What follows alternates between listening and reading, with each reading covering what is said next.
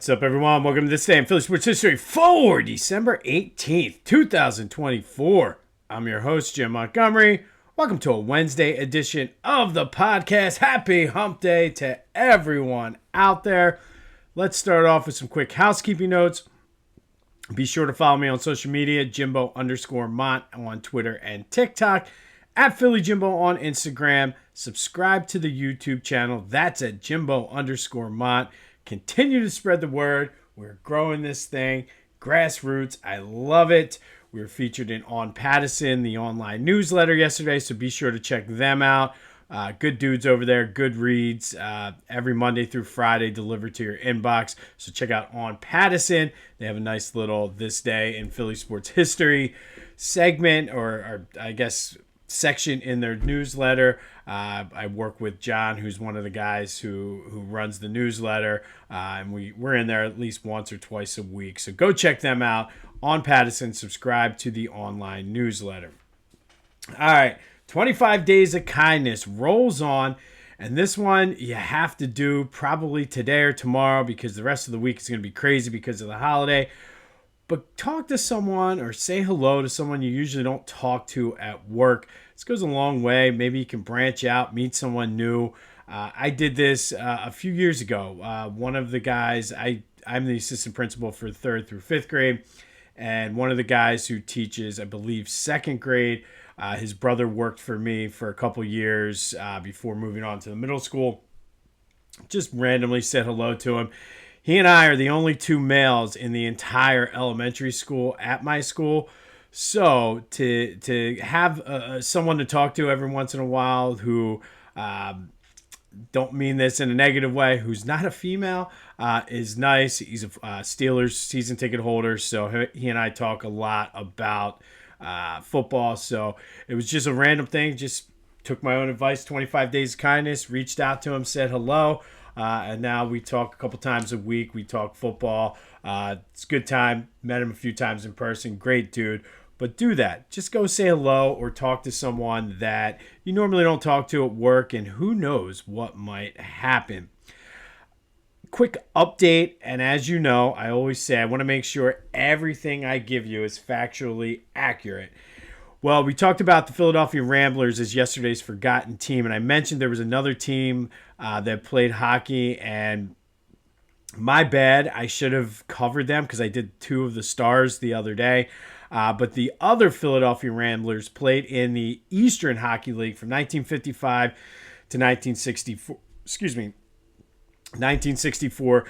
They moved to Jersey, which I believe they played in Cherry Hill, and they became the Jersey Devils, not to be confused with the New Jersey Devils. So 2 minor league hockey teams in Philadelphia, both named the Ramblers, both have rich histories, both at different times. So I should have just mentioned that, but I want to make sure I'm giving you the information. If I'm going to be the Philadelphia sports history guy, I have to make sure that I'm giving you all of the correct things.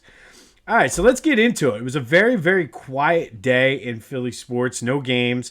Not a lot of news out of Eagles camp, which really seems to be the case for the most part. We had 2 weeks where there's a ton of noise going down at the NovaCare complex. Seems like all of that is behind us now. Relatively quiet week. Seems like they're relatively healthy heading into Washington. They have a chance to clinch the division this weekend and keep pace with the Lions and Vikings for that number 1 seed. But let's start with a recap of yesterday's question of the day. I asked you, should Nick Sirianni be getting more Coach of the Year consideration? 61% of you said absolutely, yes, he should, and I could not agree more. And I'd be curious to know if you're one of the folks that did vote no, he shouldn't. Let me know why. I saw a lot of people online the past few weeks talking about, well, he's doing what he should be doing. He has all the talent. And yes, that's true. However, what he's doing, and I'm not saying he's a legendary coach. I'm not saying he's a historic coach. But the numbers he's putting up, no matter what the roster is, are historic and legendary. So I think to not even be in the conversation is a disservice to Nick. But thank you, as always, for participating in the question today. There'll be another one later in the show. Before we get into the rest of the Eagles stuff, one last little thing from Sunday's game. Ricky Watters was, I don't know if he was an honorary captain or what, but he led the Eagles in the fight song. He was around the team on game day. And I'm not sure if there's a more underrated, underappreciated guy who is judged more on one thing. As soon as his name was announced, everybody's talking about for who, for what. And it's really a shame that that's what he's remembered for. And I mean, look, he said it. He embraced it. He named his book for who, for what. But the fact of the matter is, I mean, the dude had 3 Pro Bowl seasons, 3 1,000-yard rushing seasons, and that for who, for what thing was in his first game ever as an Eagle, and that is what he's most remembered for. Started getting my gears grinding a little bit for a tournament idea for this summer, so stay tuned for that. But what are your feelings on Ricky Watters? Should he be remembered as more than just the for who, for what guy? We talked about it yesterday. He was one of those guys, the star, I guess you could say, on offense for Eagles teams that really were second tier. And not through, I don't know if it was through any fault of the team's management. It's just that the Cowboys, Packers, and 49ers during that time frame were just so good. But love to hear your thoughts on Ricky Watters. Should he be remembered as just the for who, for what guy, or should he have more based on what he did in just a short time here in Philly? Had a good discussion at the game about this. Also, though, excuse me, I was really thinking about, took a minute to kind of step back and think about what we've been experiencing as Eagles fans. For the longest time, it was they hadn't won a championship since 1960. They're second class, second tier in their own division behind the Giants, Washington, and Dallas. And I think we're in the golden era of Eagles football. And we talk a lot about the early Andy Reid days from 2000 to 2008. But I think, I mean, obviously we won a Super Bowl in this era. So that sort of kind of trumps everything. But I really wanted to look into this. So I'm sitting at my son's basketball practice yesterday and just researching, doing the, basically my mind's always going when it comes to this podcast. Always thinking of ideas, thinking of things to do. But I wanted to compare the two eras. So really, if you take 2000 to 2008, the first 9 years of Andy Reid's term here, and then starting with Doug Peterson right after Chip Kelly from 2016 till today, how do those eras stack up? And like, I really think we're living in the golden era of Eagles football. But that 2000 to 2008 era is a pretty damn good one too. And that was back when I first got season tickets. So like, this is when before kids, before marriage, before really responsibilities, I was there every game. So kind of breaking down the numbers, and I usually don't do a lot of numbers on this podcast for obvious reasons, but when I do, usually they're to prove a point. So you take 2000 to 2008. The Eagles went 92, 51, and 1, 639 winning percentage, 5 division titles, 5 NFC championship games. They went to the 1 Super Bowl and made the playoffs 7 times. Starting with Dougie P's first year, and I had to include the COVID year in there, which just was a hot mess, the whole fight with him and Doug and Carson Wentz. But from 2016 until this past Sunday, the Eagles are 88 and 60 with still 3 games left for a 595 winning percentage, 3 division titles, 2 Super Bowl appearances in which they won 1, and 7 playoff appearances.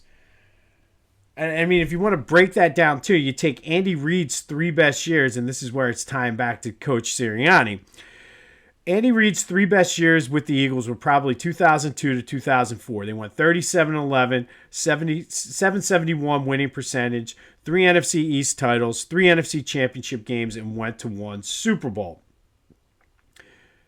2022 till this past Sunday, with 3 games left, The Eagles under Nick Sirianni are 37-11 for a 771 win percentage, one NFC East title, one Super Bowl appearance, three playoff appearances. They're poised to win another NFC East. So if you want to give the Eagles the NFC East, that's 3-2 that the Andy Reid era gets over them from 02 to 04.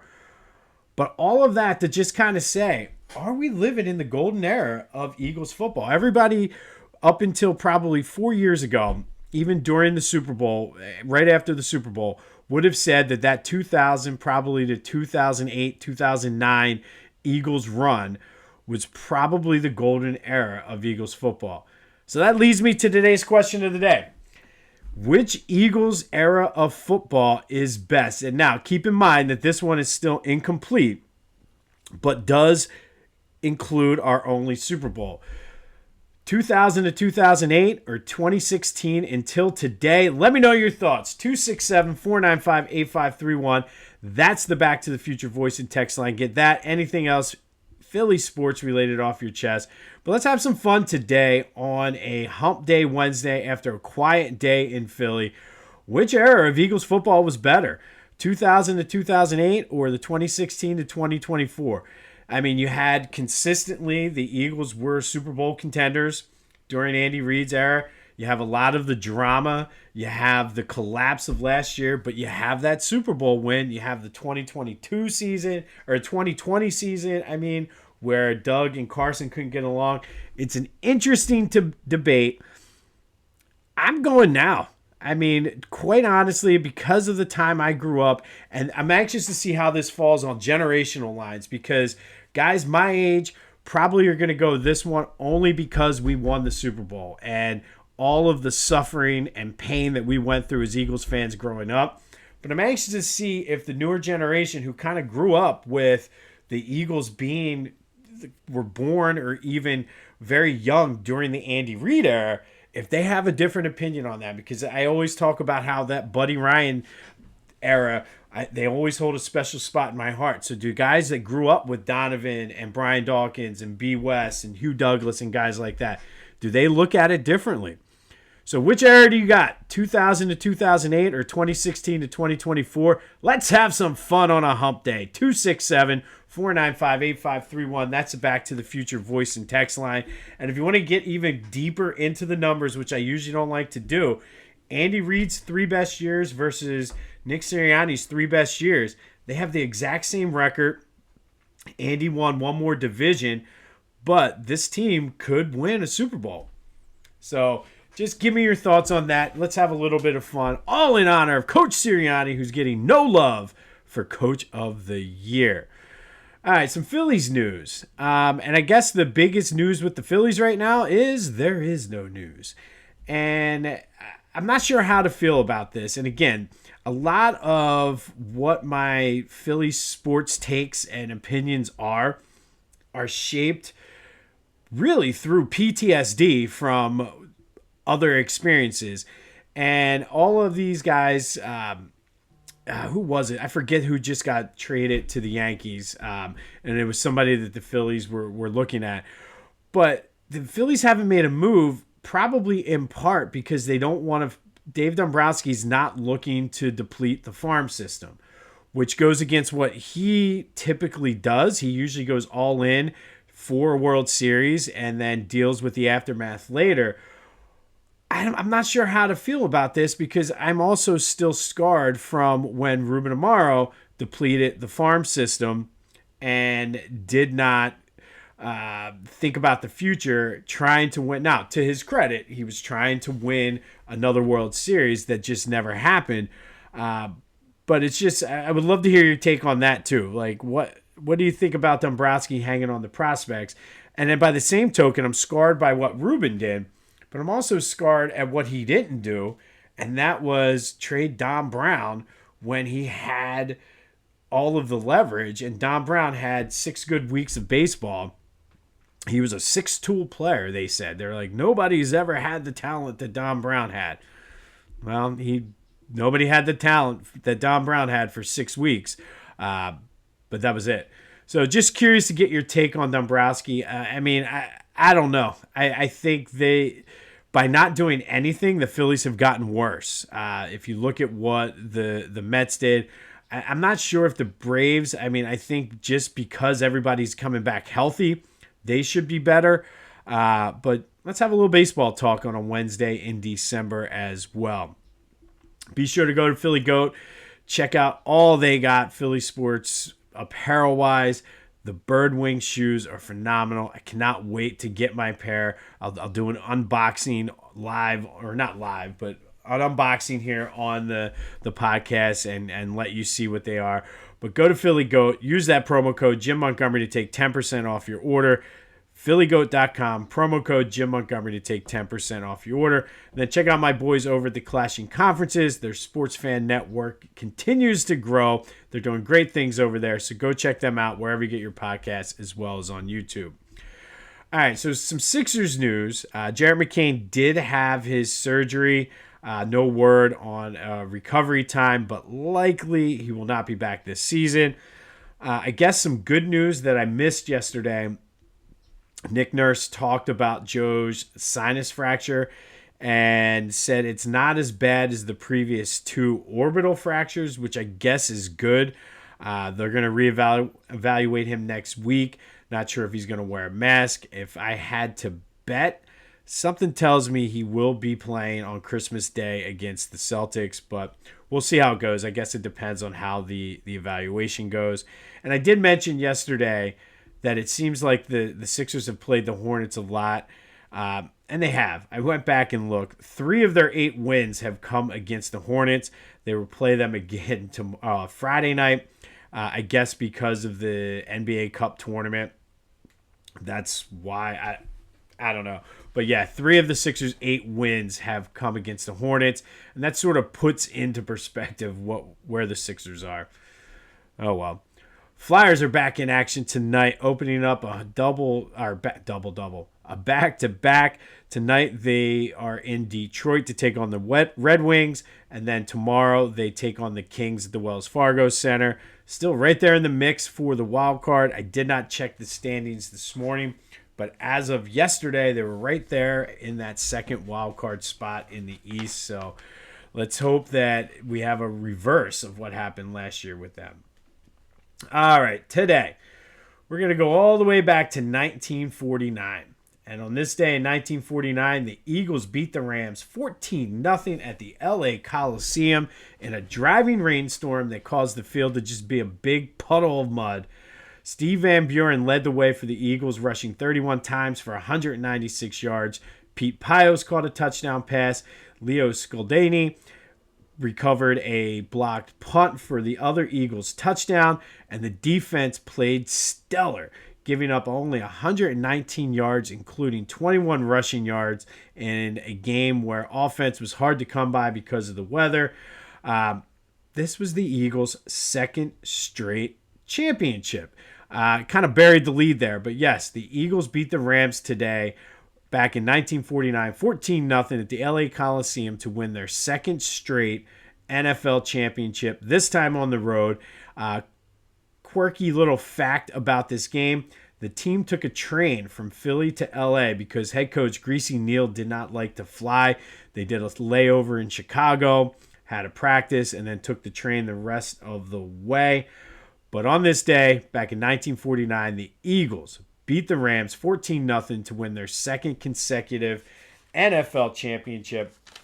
And you can make the argument that 47-49 was another one of those mini golden eras of Eagles football. They made it to 3 straight NFL championships. But on this day, they won their second straight, beating the Rams 14-0. Finally today, our forgotten teams in Philadelphia sports history, the Philadelphia Spas. They were a pro basketball team. They were originally founded as an amateur team by future Philadelphia Warriors owner Eddie Gottlieb. The Spas is a acronym for the South Philadelphia Hebrew Association. They played their games at the ballroom at the old Broadwood Hotel, which is on Broad and Wood, essentially right behind Roman Catholic where it is now. They played in various leagues, including the Eastern Basketball League and the American Basketball League, winning 12 total championships, seven of them coming in the ABL. Future Hall of Famer and famed Temple coach, who the court is partly named after, played for the Spas. The Basketball Association of America was founded in 1946, which was the precursor to the NBA and essentially made the ABL a minor league team. The Spas, to their credit, still played a few more years till 1949 in the ABL. And then, due to some favors that were called in, they became one of the teams that would play against the Harlem Globetrotters.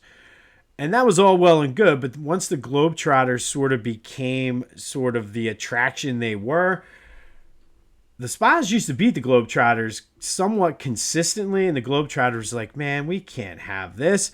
So the Spas were disbanded in 1959. Some kind of formation of them came back. A couple years later, they became the Baltimore Rockets and became another one of the Globetrotters' opponents. But the Philadelphia Spas, founded as an amateur team by Eddie Gottlieb, who would go on to be the owner of the Philadelphia Warriors, are today's forgotten Philadelphia sports team. One of the best that we've talked about, winning 12 total championships. Hall of Famer Harry Litwack played for them. They were a team that basically got banned from, and I'm probably exaggerating somewhat here, but they got banned from playing the Globetrotters because they could actually beat the Globetrotters, and the Globetrotters, that's not good for business. But the Philadelphia Spas, the South Philadelphia Hebrew Association, are today's forgotten team in Philly sports history.